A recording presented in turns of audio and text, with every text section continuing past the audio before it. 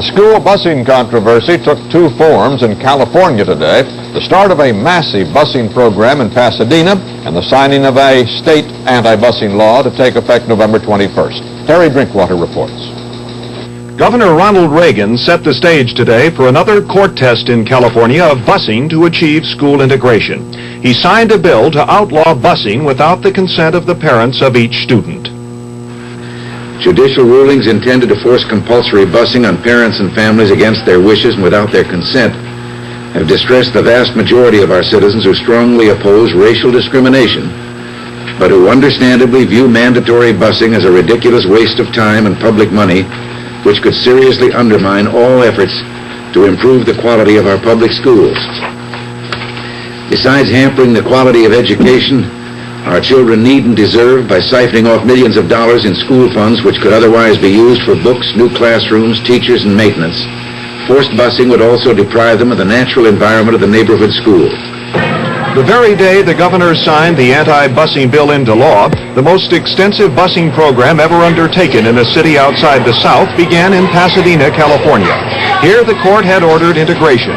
15,000 students were moved by bus, half of the youngsters who live in the district commuting to school today for the first time. There was some slight confusion, delays, as neither drivers nor youngsters knew quite where they were supposed to go.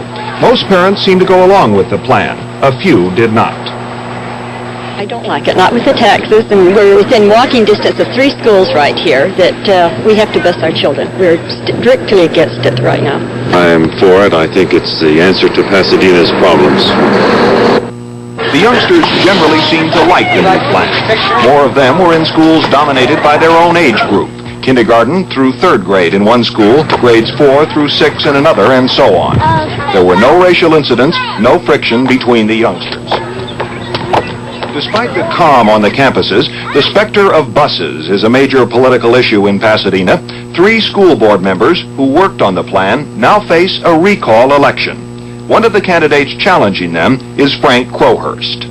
Well, Judge Reel passed a decision against the Pasadena School Board that we felt was unconstitutional.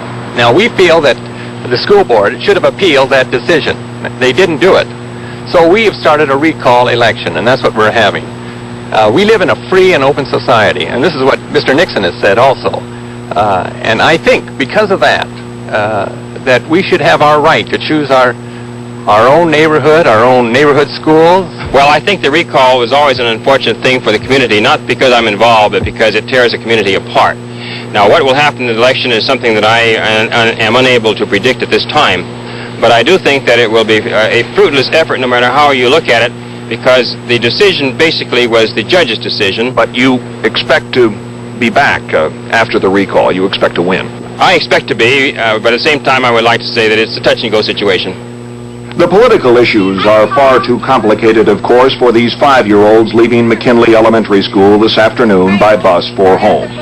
But with the anti-busing bill signed today by the governor, and with the new militants of the recall campaign here, the Pasadena integration battle is far from over. Terry Drinkwater, CBS News, Pasadena.